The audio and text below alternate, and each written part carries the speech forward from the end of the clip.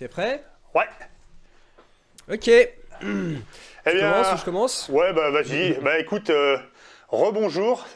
On n'a pas traîné. Voici le shred de comptoir épisode 2. Ça va le doc? Eh oui. Eh oui, ça va. On n'est pas là pour rigoler. On est des pros, quoi. On est des youtubeurs. C'est, je sais pas comment dire. C'est un peu une seconde nature chez nous. On commente l'actualité. Et là, il y a Dr Volox. Il vient de fabriquer une Gibson. Enfin, une guitare inspiration Gibson. On s'est dit, il faut faire un shred de comptoir sur Gibson. Ouais. Voilà. Premier truc à dire, déjà, ça va pas être du bashing Gibson. Donc si jamais tu te dis, tiens, ils vont casser du Gibson, bah, c'est le moment d'aller voir une autre chaîne. Mais nous, on va pas faire du bashing Gibson. On va essayer d'être un peu plus factuel, quoi. Ouais, tout à fait. Surtout que on va pas parler que de Gibson et des guitares, on va parler aussi de Gibson, un peu l'influence que Gibson a eu dans le rock et dans nous, la partie du rock qui nous intéresse le plus, le métal. Voilà. Ouais. Avant toute chose, tu tournes à quoi? Moi, je me fais un Lemmy, c'est-à-dire le traditionnel Jack Coca. Hein. Alors moi, je suis exceptionnellement, je bois de la bière que j'ai reçue aujourd'hui d'un viewer client aussi, parce qu'il m'achète des pièces détachées sur ma boutique. De la bière de Colmar, parce qu'il est de Colmar. Ouais, bah, écoute, la bière s'appelle Colmar. Bon. Bon, elle est déjà j'en suis déjà presque à la moitié, ça se boit comme du petit lait, peut-être falloir une deuxième. Ouais, bah, de toute façon, moi c'est pareil les Lemmy, parce que en fait, dans les coulisses, faut savoir que le doc il m'a mis un peu de temps à se préparer, donc je suis pas mon premier Lemmy. Alors moi, je me base, je montre rapidos là, tu verras ça au montage. Je montre un super bouquin moi sur lequel je me base pour un petit peu l'histoire Gibson, la légende Gibson. Je conseille ce bouquin, c'est plutôt pas mal fait, voilà. Et Alors puis, moi je me base juste sur mon immense savoir, le puits de connaissances que je suis. ouais, non, je Parce connais que ça. déjà, César est de la race des seigneurs. D'ailleurs, le César du meilleur empereur a été décerné à César. Avez-moi. ce qui est déjà largement suffisant. Ouais, le puits sans fond. Ça fait bien longtemps que je n'ai plus besoin de lire de livres. Non, c'est les livres qui te lisent. Voilà, on est rendu là. Quoi. Voilà. Ah, bah attends, le mec, il se l'a pas blagué. Non, en fait, l'idée, c'était quoi? L'idée, c'était qu'on avait eu des discussions, parce qu'en fait, on n'est pas que des gens qui font des vidéos ensemble, on s'appelle assez souvent comme des meilleurs amis. Waouh, tu vois. Ouais. Et on est en train de parler de Gibson. Premier truc, du ras-le-bol du bashing Gibson moderne, hein, parce que je crois que toi, comme moi... c'est facile de casser du Gibson, quoi. Tu vois, quand c'est une marque qui a plus de 100 ans et qui a fait le rock, qui a fait même le métal, on va y venir. Voilà, donc le but c'était un petit peu de remettre Gibson en place, quoi. Ça veut pas dire qu'on n'est pas... Ah bah il y a quand même des critiques enfin ouais, bon, c'est normal. Après on est sur une grosse marque. Voilà, c'est comme on pourrait critiquer Peugeot ou Chrysler ou enfin voilà, c'est pas ouais, je sais, c'est quoi Gibson, ça se trouve ils sortent peut-être 200 300 000 grattes tout confondu à l'année. Donc effectivement, sur 200-300 000 grattes, tu as des merdes qui passent. Et puis, pour avoir fait quelques études commerciales, il y a une règle de base. Un client mécontent, c'est 10 clients. Enfin, il va le dire à 10 personnes. Et un client content, il va le dire à 3 personnes. Donc généralement, on a tendance à entendre gueuler les mecs sur les forums du mec qui est tombé sur un truc qui va pas. Tu vois. Bon. Donc effectivement, mais ça veut pas dire qu'il n'y a pas des merdes. Moi-même, j'en ai eu pas mal de Gibson. Hein. C'est le moment où je vais me donner un peu de la légitimité. J'ai eu beaucoup de grattes. Je crois que j'ai dû en avoir plus d'une centaine des grattes. Voilà, toi t'es un mytho. Voilà, t'es un mytho. Voilà, t'es un mytho. En tout et pour tout, pas en même temps. Hein. Je suis pas Steve Vai, mais voilà, dans les échanges. Et des Gibson, j'en ai eu pas mal. J'essaierai d'en mettre quelques-unes en photo. J'ai eu des guitares où il y avait des choses à redire. Mais en règle générale, dans celles que j'ai eues, elles étaient quand même correctes, quoi. Faut arrêter, quoi, tu vois. Voilà, bon, on va quand même faire une petite intro, quand même parler un petit peu juste une petite intro pour un peu resituer Gibson. Oui. Voilà, donc Gibson, c'est une marque qui est, j'ai pas été voir sur Wikipédia, mais c'est une marque qui est au moins centenaire. Oui, bah si, ouais. Attends. Qui faisait des... Je vais te dire parce que j'ai tout. Merde, tu sais. Alors toi là, tu nous dis que tu sais tout, tu sais pas ça. Oh putain, on nous a menti. Une marque au moins centenaire. Au moins centenaire. Ouais, enfin plus de centenaire, ça c'est sûr. J'ai pas la date exacte. Après, je filtre les informations, hein. Je m'en fous un peu de la date de création de Gibson. Mais voilà, donc c'était une marque qui faisait des guitares folk, hein. Et d'ailleurs, faut savoir que Gibson fait des guitares principalement en acajou parce que historiquement, ils étaient à côté d'une usine, enfin d'une fabrique de pianos qui faisait des pianos en acajou, donc ils se fournissaient chez eux. Et c'est pour ça que les Gibson sont historiquement en acajou. Attends, tu veux me faire croire que là, les ingénieurs acousticiens de chez Gibson ne choisissaient pas l'acajou parce qu'il y a une bombe à 3 dB à 30 kHz et à 200 kHz, quoi. Eh ben non, et pourtant on parle de guitare acoustique. Non mais dingue, c'est dingue ça, mais alors, mais attends... Ouais. Bon. Bon voilà, ça c'est pour vraiment pour dire que c'est pas des... Non, c'est pas... C'est une vieille marque, ouais. Et puis vraiment dans dans la guitare électrique, c'est aussi vraiment une marque pionnière, une marque vraiment qui a amené plein d'inventions. Ah bah oui. Enfin quand même pas mal, et surtout notamment le fameux humbucker. Ouais. Alors c'est pas eux, on s'est renseigné un petit peu avant. Je savais que c'était eux les premiers à avoir mis des humbuckers sur les guitares.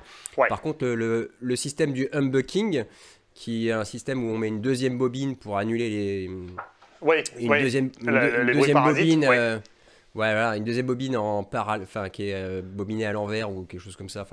On va pas rentrer dans les détails, mais voilà, le système humbucking avait été inventé par Electro Voice. Je savais pas je connaissais Electro Voice, mais je savais pas dans les années 30. Je savais pas qu'Electro Voice c'était une marque. Donc donc tu disais Electro Voice, hein, c'est ça. Oui, c'est Electro Voice qui a inventé le système du humbucking, mais c'est Gibson les premiers à avoir appliqué ça à la guitare électrique. Et je vais montrer ça à l'écran parce que tu vois, la première à avoir un humbucker, c'est la Gold Top de 57. Donc c'est-à-dire que on est sur une guitare qui a déjà en fait qui a la gueule des guitares de maintenant, quoi. C'est-à-dire que voilà, c'est 57, hein, c'est-à-dire hier, quoi. Hein, voilà, 57. Ouais. Ouais, ça c'est. Et puis Gibson, quand même, voilà, c'était une marque carrément novatrice qui a osé des trucs complètement délirants. En 58 ou 59, c'est 58 la 58, voilà, 58, ils sortent la Flying V. Non, c'est l'Explorer en 58 et c'est 59 la Flying V. D'accord, voilà. Voilà, je montre un peu aussi à l'écran là le truc, tu vois. Non mais c'est carrément dingue, quoi. C'est-à-dire que on est fin des années 50. Enfin, faut situer, quoi, je veux dire, au niveau de la musique. Les mecs, qui te sortent une guitare avec des formes carrément... bah tiens, regarde, tu vois, j'en ai une derrière moi. Pas qu'une guitare, ils sortent deux guitares, enfin même trois avec la moderne. Ouais. Même trois avec la moderne, qui pour le coup est moche, hein, la moderne. Ah, tu veux dire celle qui a la tête en V, là Ouais, espèce de la moderne, on vous mettra une photo. Ouais. Et enfin bon, voilà, ils sortent ces deux guitares qui sont des bides, parce qu'elles sont trop en avance sur leur temps. Ouais. C'est des beats complets, hein, donc on parle de guitares qui sont produits à quelques centaines d'exemplaires. Ouais, je crois c'est ça. L'Explorer, c'est moins de 100, je crois. Hein. C'est pour ça qu'aujourd'hui, une Explorer originale de 58, ça vaut $1 million. Ouais, surtout celle qui a la fameuse tête, tu sais, une tête qui est comme une forme de V, un peu asymétrique, là. Celle-là. Oui, c'était pas la banane à la base. Ouais, c'est ça, celle-là. Attends, elle est là, voilà, celle-là. Ça, oui, c'est. Bah, si tu retrouves ça dans ton grenier, t'es à l'aise, t'es bien. T'es riche. T'es bien. On va dire que tu peux voyager tranquille. Je veux dire, c'est le moment de. Non, mais c'est carrément dingue. Et ce qui est marrant, c'est que à l'époque, Albert King adopte la Flying V. Il y a Hendrix aussi qui adopte la Flying V. Ah, mais ça, après, c'est Hendrix adopte la Flying V quand ils ressortent la Flying V en 68. C'est 65, il la ressorte. Ah, je suis désolé, hein, je le remets, j'ai le bouquin sous les yeux. Ok, il la ressort en 65. Okay. Ouais, oui, parce qu'il y avait, il y a un modèle 68, moi j'ai une réédition du modèle 68. Ouais, c'est ça, ouais, c'est ça. Voilà, Mais non, mais c'est marrant hein, quand même hein, de voir à quel point. En fait, les marques sont novatrices, enfin surtout Gibson a toujours été à vouloir y aller. Les marques sont novatrices et les clients sont généralement peu réceptifs à l'innovation. Ouais, mais bon, ils ont quand même trouvé, ces guitares ont quand même trouvé leur public et aussi dans le début des années 60, pareil, une guitare qui a mis du temps à prendre et qui est jamais devenu une icône comme parce que là on parle de deux guitares qui ont été des bids mais qui sont devenues des icônes et on va et notamment des icônes du métal. Mais pareil au début des années 60 ils sortent la Firebird. Ouais, pareil, en fait, je montrais des photos, tiens, voilà, j'ai ça là. et la Firebird, moi c'est une guitare que j'adore, je trouve vraiment magnifique. Et Ouais, il faut savoir ouais. que la Firebird, ils ont pris un designer de chez, je sais plus, Chrysler ou General Motors. Eh bien, Enfin, designer de- il s'appelait Ray Dietrich, le designer, Voilà. pour être précis. Et qui était un designer de bagnole. Ils Ouais. ont fait appel à un designer de bagnole pour designer une guitare. Et d'ailleurs, Mais bon, en termes d'innovation, sur les Firebird, tu sais, tu as les fameuses mécaniques où on voit pas la clé, quoi. Elle est derrière, c'est-à-dire qu'elle suit le. Ça donne une tête. Ouais. Et ça, c'est peut-être pas super pratique, Peut-être profilé. mais. Ouais, mais par contre, du coup, je trouve ça. Moi, j'ai toujours trouvé ça super beau, en fait. Le fait de ne pas avoir les espèces de petits bitoniaux qui dépassent, je trouve que c'était pas mal du tout. Non, c'était des très belles guitares et qui étaient trop chères à produire. C'est aussi pour ça qu'ils ont arrêté en fait au bout d'un moment parce que c'était pas ça a pas été un beat total comme la Flying V ou l'Explorer, mais c'était pas non plus le carton. Mais Et on est c'était sur des quoi? guitares On est qui sur étaient- des manches traversants ou des manches collées? Oui, on est sur des manches traversants. Ouais, c'est ça. Et on est sur des manches traversants et c'était des guitares qui étaient chères à produire, qui n'ont pas fait. Et donc ils les ont arrêtés au bout d'un moment. Et après ils les ont ressortis, les Firebird Reverse, qui sont moches pour le coup, où ils mettent le corps à l'envers avec un manche collé.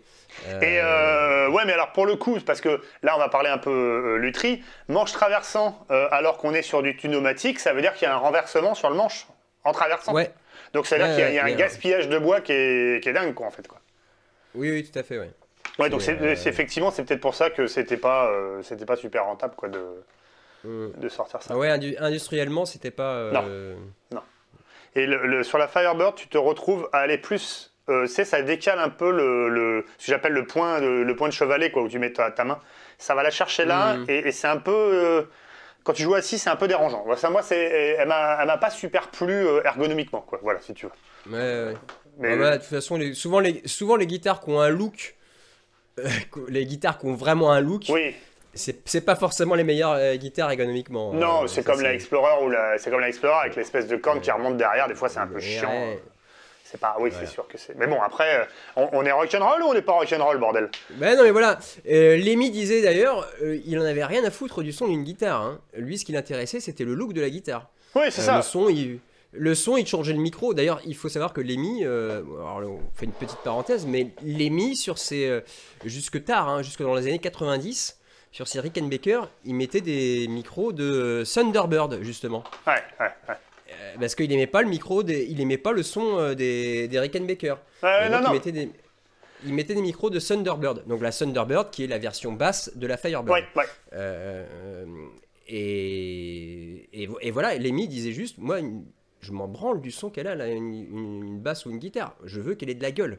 Bah, Après, surtout sur scène. J'ai envie de te dire, à la limite, il y a des guitares de studio où tu es là pour avoir un studio. Après, les guitares sur scène, voilà. Enfin, je veux dire, je pense que demain, tu montes sur scène pour un cover band de Pantera et tu te pointes avec une Les Paul. Je sais pas, il y a un truc qui va pas. Tu vois ce que je veux dire? Ouais, une Telecaster. Ou une Telecaster, ouais, même si, bon, ou une Strat. Deuxième partie,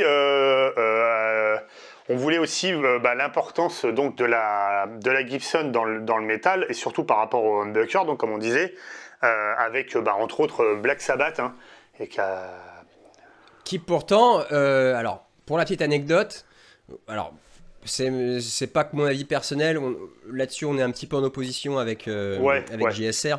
Pour moi, c'est vraiment Black Sabbath qui invente le métal. Enfin, pas qui invente le métal, parce que c'est déjà là, tous les ingrédients sont là, mais c'est eux les premiers qui font des albums de métal. Je suis d'accord avec le doc, seulement moi je mets un tout petit peu plus de là. Pour moi, il y a trois branches qui se séparent, c'est-à-dire que tu as la branche métal, vraiment métal extrême et tout, là, qui part de Black Sabbath.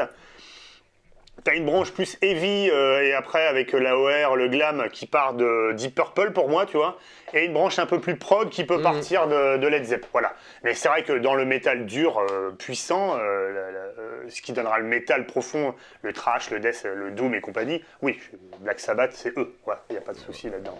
Voilà. Et donc pour la petite histoire quand même, le premier album de Black Sabbath devait s'enregistrer avec une Stratocaster. Mhm. Et la Stratocaster de Tommy Iommi est tombée en rade. Alors ça paraît un peu délirant. Tu veux dire qu'une Fender soit pas stable?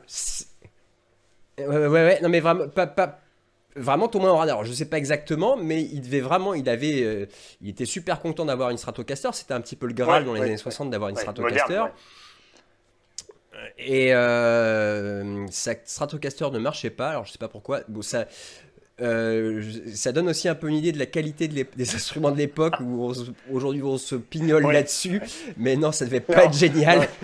Et il avait donc sa Stratocaster ne marchait plus, et il avait en secours une Gibson SG avec même pas des humbuckers, avec des P90, des P90, exactement. Ouais. Et d'ailleurs, de toute façon, Black Sabbath, ce n'est qu'un enchaînement de pas de bol qui arrive à ça, parce que s'ils se coupent pas... voilà. Oui, on va pas parler de Black Sabbath, on fera une émission sur Black Sabbath. Mais même rapidement, si le mec se coupe pas les doigts, il se désaccorde pas, Oui, donc, mais bon, t'as raison, on fera une spéciale Black Sabbath, parce que franchement, ça mérite. Et puis là-dessus, on est d'accord, on est des gros fans... hard fan de Black Sabbath, quoi. Et alors, du coup, après, donc, il y a une partie qui a été vachement décriée des gens aujourd'hui, tu sais, c'est l'époque Norlin Gibson, parce que il y a toujours des époques selon qui a racheté Gibson. Donc, tout le monde a chié sur Norlin. Je me permets, tiens, attends, regarde. Pour les auditeurs, je montre ma vieille mémère qui est une pleine période Norlin, une Black Beauty, donc je crois qu'elle est de 75, je vérifie. Elle est dans un super bêta. Voilà. Alors, bon, elle pèse un âne mort. Ouais, je confirme, je l'ai. Moi, quand je la joue, j'ai même plus de... C'est une enclume. Voilà. Bon, alors par contre, tu vois, pour les gens qui chient sur l'époque Norlin, donc 75, hein, je crois, enfin, je vérifie avec le numéro de série. Donc, on est sur une guitare qui a plus de 40 ans. Voilà.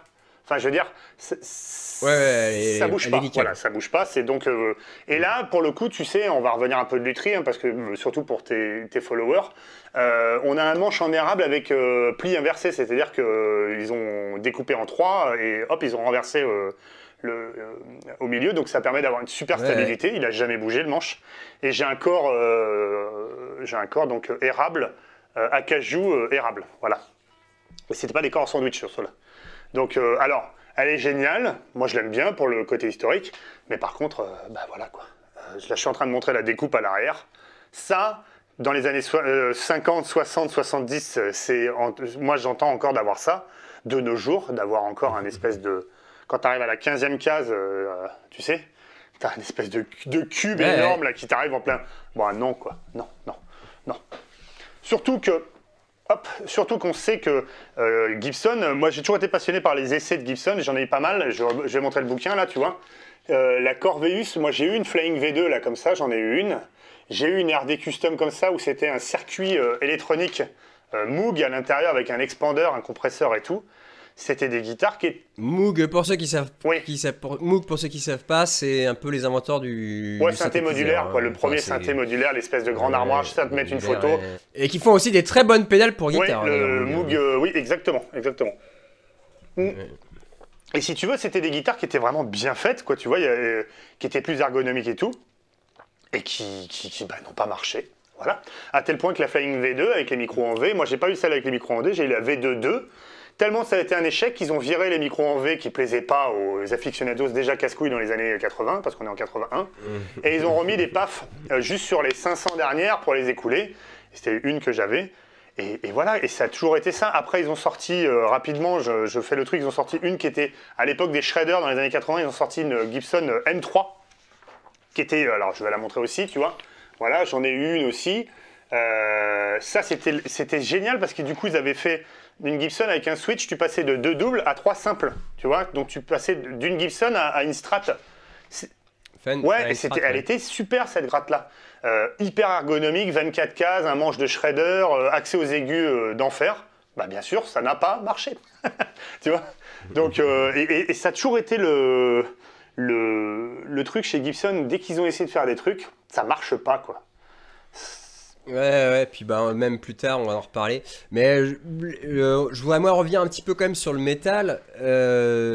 pour revenir comme sur ces deux modèles mythiques qu'on doit à Gibson, la Flying V et l'Explorer, qui donc ont été des bids, sont revenus au milieu des années 60, fin années 60, et qui sont devenus des icônes du métal, vraiment. Je veux dire, aujourd'hui, on doit quand même ça à Gibson, c'est qu'il n'y a pas une marque qui fait des guitares métal qui ne fait pas de Flying V, d'Explorer, quoi. Ou d'Explorer. Alors, bien sûr, il les retouche toutes un petit peu. Même la fameuse Jackson King V, quoi, voilà. Mais voilà, ça reste une V. Et puis, pareil pour les Explorers. Et même moi, voilà. Vous la verrez bientôt en vrai. Il y a des Explorators. la Volox Explorator arrive. Hein. Bon, alors, ça va être beaucoup plus engagé comme design. Mais bon, l'outline, voilà, pour faire le bon design. Je veux dire, c'est. J'ai pris une photo à plat d'une Explorer et j'ai tricoté là-dessus. Mais en fait, tous, à part, je veux dire, il n'y a plus aucune gratte qui sort de nulle part. Hein. Si tu regardes bien, elles sont toutes plus. Voilà. Ah bah oui, non mais oui, c'est. Même les Strandberger là, tu sais, les grattes avec les manches carrées, headless ou quoi que ce soit, c'est des dérivés plus ou moins extrêmes d'une Strat, hein, si tu regardes bien. Hein, le mec, on coupe le cul, et puis on coupe la tête, et puis on coupe là, et puis à la fin, on arrive à quelque chose. Mais je pense qu'à la base, c'est de la Strat. Hein. Donc. Non, mais c'est sûr que Gibson, c'est lié au métal. Mais parce que c'était aussi, historiquement, parmi les seules guitares qui pouvaient faire saturer les amplis à l'époque. Parce que rappelons que... Oui, parce que puis parlons aussi de... C'est ça. Voilà. Puis un autre modèle mythique, de toute façon, la Les Paul dans le métal, alors plus dans le métal, on va dire, Hard FM, etc. Mais voilà, les Paul aussi, pas que d'ailleurs, hein, parce que dans la New Wave of British Heavy Metal, il y avait plein de mecs qui jouaient avec des Les Paul. Oui. Et même au début du métal, à l'époque, le métal ne s'appelait même pas du métal, ça s'appelait ils appelaient ça du heavy rock. Ils jouaient beaucoup de groupes jouaient avec des Les Paul. Parce qu'il y avait un niveau de sortie qu'il n'y avait pas ailleurs. C'est ça, et puis... ils faisaient saturer les amplis. C'est parce que surtout les amplis, ils n'étaient pas foutus comme les amplis high gain modernes maintenant. Si tu voulais faire saturer un ampli, il fallait lui rentrer plein de balles dans la gueule, quoi. Hein. Surtout les plexis, après les JMP, tous ces trucs-là, il fallait leur rentrer dans la gueule, donc il n'y avait pas le choix, quoi. Hein. Une Strat, c'était plus compliqué Alors après, tu avais des mecs qui mettaient des fuzz, des machins, mais si tu voulais un son naturel de lampe qui sature, oui, c'est ça, il fallait une espèce avec un gros niveau de sortie, enfin avec un plus gros niveau de sortie, quoi. Ouais, c'est ça. Mais alors, après, ça c'est mon point de vue. Moi, je trouve que le vrai problème, c'est, alors, comme on a dit au début, Gibson, moi j'ai une sèche de chez Gibson où il y a un endroit où le binding il n'est pas super bien fait. Et c'est vrai que quand tu prends le prix que ça vaut, tu vois, je veux dire, si tu achètes neuf cette gratte-là, je sais pas, c'est une acoustique, là c'est à moitié une forme mini Jumbo. De souvenir, ça doit être une gratte qui doit être à 2800 ou une connerie comme ça. C'est un peu impardonnable à 2800 d'avoir un peu le binding que tu sens, quoi, tu vois, on est d'accord. Alors, est-ce que ça a bougé, est-ce que c'était comme ça? Je sais pas, moi je l'ai acheté d'occasion. Mais en règle générale, quand tu vois Gibson qui a toujours essayé, tu sais, ils ont fait les robots, après ils ont fait les mécaniques, tu sais, les mécaniques qui s'accordent tout seuls. Moi je sais pas, j'en ai eu, ça a marché. Alors après, il y a tout le monde qui dit ça marche pas, moi ça a fonctionné. Mais moi je pense que le vrai problème de Gibson, et je vais pas me faire des copains, pour moi le vrai problème de Gibson c'est sa clientèle, quoi. Voilà, c'est-à-dire que... Ouais, pour la clientèle, oui. C'est surtout le vrai problème de Gibson, c'est que Gibson est quelque part victime de son succès et les gens veulent les modèles classiques. On est en 2021, les mecs ils veulent encore des Les Paul 57, voilà, ou 50. Voilà, c'est ça. Alors, vraiment, je voudrais faire une petite parenthèse à propos. Gibson a le mérite vraiment d'avoir proposé, alors ils le font plus trop je crois, mais au début des années 2010, tu pouvais avoir une Gibson pour 400 €. Une Gibson made in c'était US. Les Faded là ou je sais plus quoi là. Non, c'était même en dessous de la Faded, t'avais les Melody Maker. Exactement. Et ils te faisaient toutes les formes. Un micro, juste un... Un micro, un wraparound. Et il te faisait, et t'avais Ouais. toutes les formes en plus. Tu pouvais avoir une Les Paul, une SG, une Flying V, une Explorer. Je me demande même s'il n'y avait pas le. Je crois qu'il y avait la Firebird. Je sais pas, mais voilà, ouais, effectivement, je me rappelle de ça, ouais, la Melody Maker. Et donc pour 400 balles, t'avais une Ouais. Gibson Made in USA, tu touchais le truc quoi. Enfin, parce que faut quand même le dire que c'est une marque mythique. Et moi à l'époque, j'avais pu m'acheter, je l'ai là, il faudrait que je la montre. Il faisait aussi donc les Faded, et donc je m'étais acheté la guitare dont je rêvais depuis que j'étais gamin. La Flying V en Faded qui m'avait coûté 700 voilà. euros. Et franchement, Et alors la guitare, et la guitare franchement, beaucoup joué dessus, je jouais en groupe à l'époque, j'ai beaucoup joué dessus. Maintenant que je la vois avec mon œil pas de luthier, parce que j'ai vraiment de fabricant, quoi, de fabricant. De fabricant, voilà. Je vois les petits défauts qu'elle a, je vois les... Mais pour une guitare qui sort à 700 euros en France, qui est fabriquée aux États-Unis, donc ça veut dire que la guitare, déjà, il y a des frais de... Il y a les frais, etc. Il y a la TVA, il y a le transport, les machins, marges. voilà, ouais. Oui, puis à la fin, la marge du commerçant. Arriver à sortir des guitares faites Made in USA, vendues en magasin en France à 700 euros. Bon, alors aujourd'hui, ça serait 800 parce que c'était il y a 10 ans.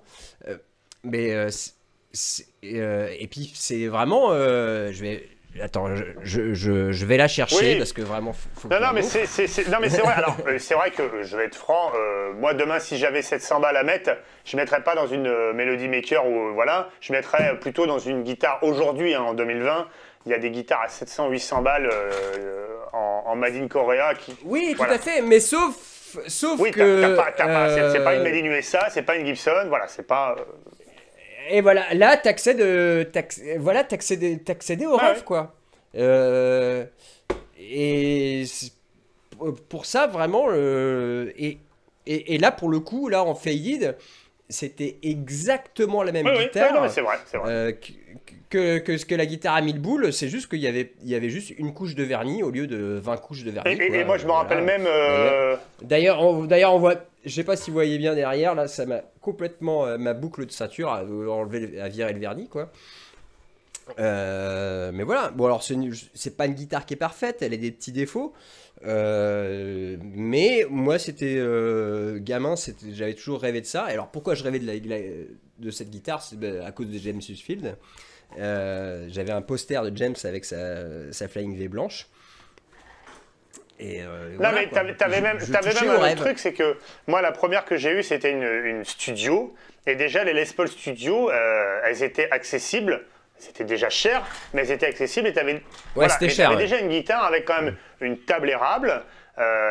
Tu vois, alors t'avais pas le bending, t'avais machin, mais t'avais déjà une vraie Les Paul, quoi. C'est-à-dire qu'elle avait les deux micros, ils ont toujours su faire des guitares un peu accessibles, quoi, tu vois. Voilà. Ouais. Donc, et après, bien sûr, tu peux aller. Je sais pas, je crois que.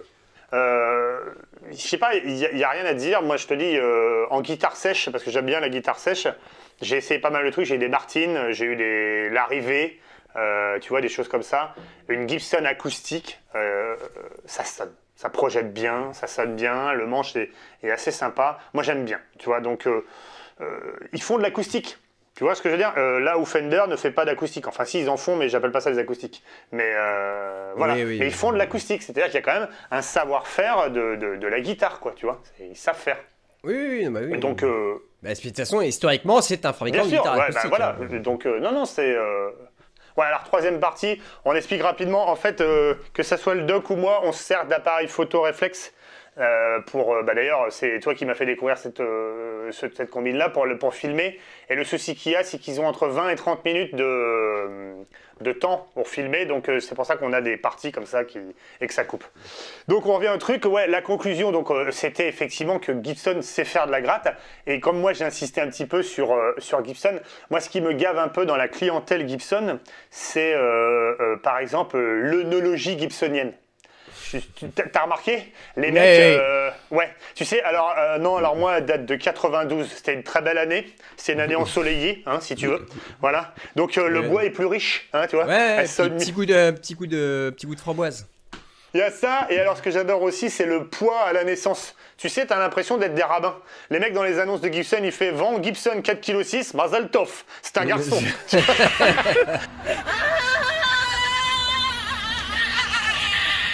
Non, mais pour conclure quand même, Vas-y. je vais faire la conclusion. La conclusion, Gibson, c'est très bien, achetez-en. Non, c'est pas ça la conclusion. La conclusion, c'est Gibson, voilà, c'est un monument du rock oui. et du métal. Bien Et donc, oui, effectivement, c'est une grosse boîte, c'est de l'industrie. Donc, forcément, voilà, hein, il y a c'est tout ce qui va avec.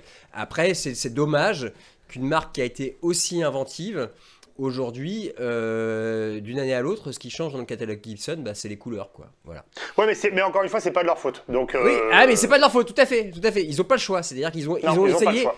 Ils ont essayé plein de fois, et à chaque putain, fois oui. ils se sont ramassés. Ouais, Donc, c'est pas de leur faute. Et puis, et il y ils a ont aussi- passé même des guitares sous des bulldozers, quoi.